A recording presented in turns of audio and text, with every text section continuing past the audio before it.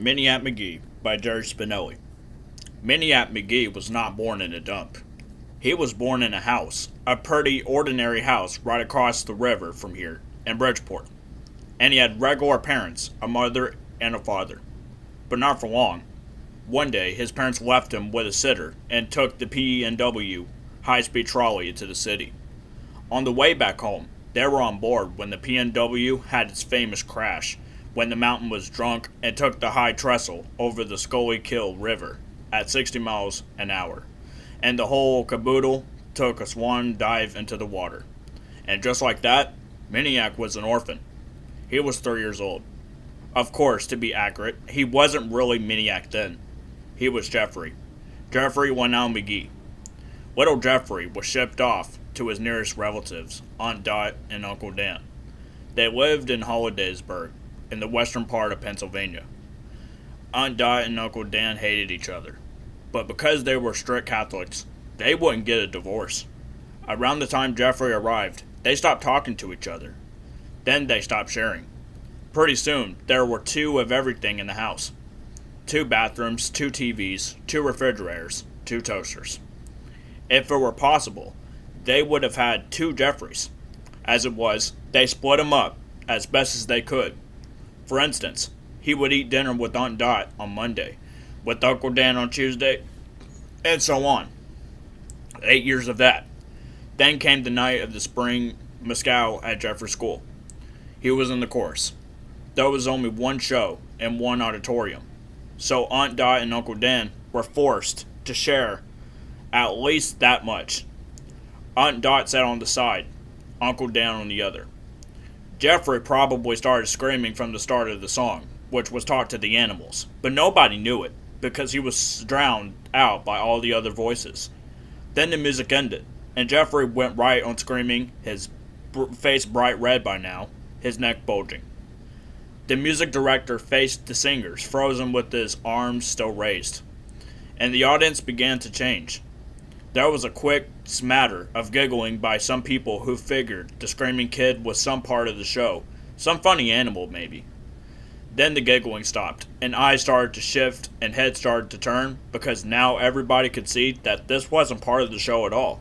That little Jeffrey McGee wasn't supposed to be up there on the risers, pointing to his aunt and uncle, bellowing out from the midst of the chorus, "Talk, talk, will ya? Talk, talk, talk!" No one knew it then, but it was the birth scream of the legend. And that's when the running started. 3 springing steps down from the risers, girl in pastel dresses screaming, the music director lunging a leap from the stage outside the door into the starry, sweet, onion grass smelling night. Never again to return to the house of 2 toasters. Never again to return to school. Everybody knows that Maniac Magee, Jen Jeffrey, started out in Hollidaysburg and wound up in 2 Mills. The question is, what took him so long? And what did he do along the way? Sure, 200 miles is a long way, especially on foot.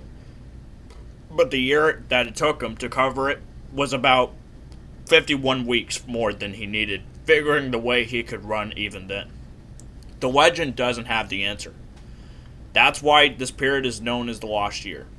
And another question, why did he stay here? Why 2 Mills? Of course, there's the obvious answer that sitting right across the Scully Hill is the Bridgeport, where he was born. Yet there are other theories. Some say he just got tired of running. Some say it was the butterscotch crimpets. And some say he only intended to pause here, but he stayed because he was so happy to make a friend.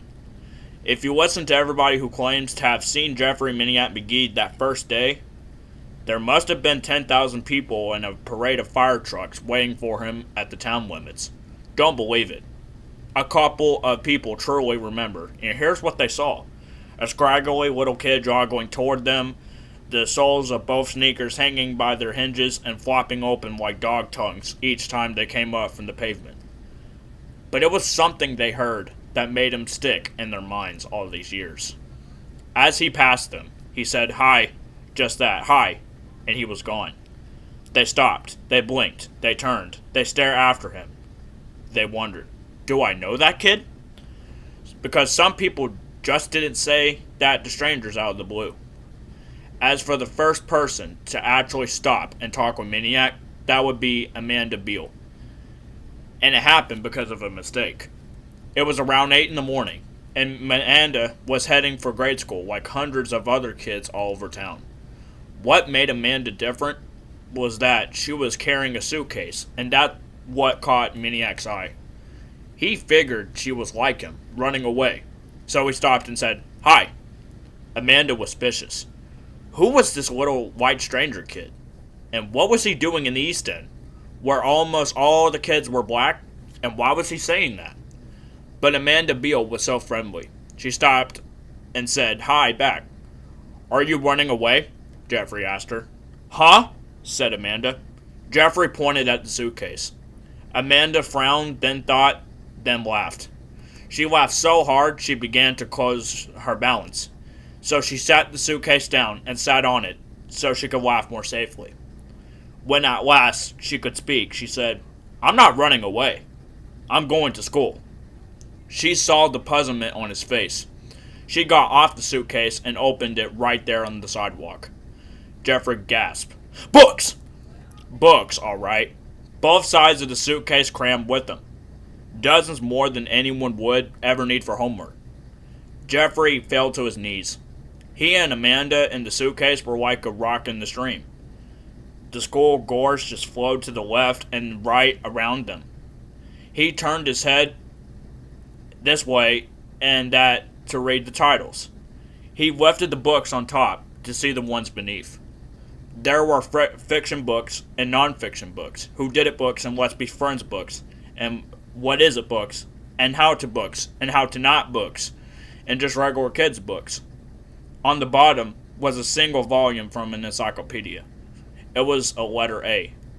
"My library," Amanda Beale said proudly. Somebody called. "Gonna be late for school, girl." Amanda looked up. The street was almost deserted. She slammed the suitcase shut and started hauling it along. Jeffrey took the suitcase from her. "I'll carry it for you."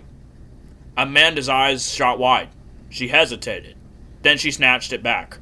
"Who are you?" she said. "Jeffrey Magee." "Where are you from? West End?" "No." She stared at him at the flap-soled sneakers. Back in those days, the town was pretty much divided. The East End was blacks, the West End was whites. "I know you're not from the East End." "I'm from Bridgeport." "Bridgeport? Over there? That Bridgeport?" "Yep." "Well, why aren't you there?" "It's where I'm from, not where I am." "Great. So, where do you live?" Jeffrey looked around. "I don't know, maybe here?" "Maybe?" Amanda shook her head and chuckled. "Maybe you better go ask your mother and father if you live here or not." She speeded up. Jeffrey dropped back for a second, then caught up with her. "Why are you taking all these books to school?" Amanda told him. She told him about her little brother and sister at home who loved to crayon every piece of paper they could find, whether or not it had already had type over it. And about the dog, Bow Wow, who chewed everything he could get his teeth on. And that, she said, was why she carried her whole library to and from school every day. First bell was ringing. The school was still a block away. Amanda ran. Jeffrey ran. "Can I have a book?" she said. "They're mine," she said. "Just to read. To borrow." "No." "Please. What's your name?" "Amanda." "Please, Amanda. Anyone. Your shortest one. I'm late now, and I'm not going to stop and open this thing again. Forget it." He stopped. "Amanda!" She kept running, then stopped, turned, glared. What kind of kid was this anyway? All grungy, ripped shirt? Why didn't he go back to Bridgeport or the West End where he belonged? Bother some white girl up there, and why was she still standing there? "So, what if I loaned you one, huh? How am I going to get it back?" "I'll bring it back, honest, if it's the last thing I do." "What's your address?" 728 Sycamore. "But you can't come here." "There." You can't even be here. Second bell rang. Amanda screamed. World ran. Amanda! She stopped, turned. Oh! She squeaked. She tore a book from the suitcase, hurled at him. Here! And dashed into school. The book came flapping like a wounded duck and fell at Jeffrey's feet. It was the story of the Children's Crusade. Jeffrey picked it up, and Amanda Beale was late to school for the only time in her life. Jeffrey made 3 other appearances that day. The first came at one of the high school fields during 11th grade gym class. Most of the students were playing soccer, but about a dozen were playing football because they were on the varsity, and the gym teacher happened to be the football coach. The star quarterback, Brian Denny, wound up and threw a 60-yarder to his favorite receiver, James Hands Down, who was streaking a fly pattern down the sideline. But the ball never quite reached hands. Just as he was about to cradle it in his big brown loving mitts, it vanished. By the time he recovered from the shock, a little kid was waving upfield through the varsity football players. Nobody laid a paw on him. When the kid got down to the soccer field, he turned and punted the ball. It sailed back over the up-looking gym classers, spiraling more perfectly than anything Brian Denny had ever thrown, and landed into the outstretched hands of still stunned Hands Down. Then the kid ran off. There was one other thing, something that all of them saw but no one believed until they compared notes after school that day. Up until the punt, that kid had done everything with one hand. He had to, because in his other hand was a book.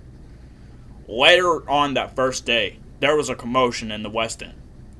At 803 Oral Street, to be exact. At the backyard of 803 Oral, to be exacter. This, of course, was the infamous address of the Finsterwald. Kids stayed away from Finsterwalds the way old people stay away from Saturday afternoon Manstees at a $2 movie. And what would happen to this kid who didn't stay away?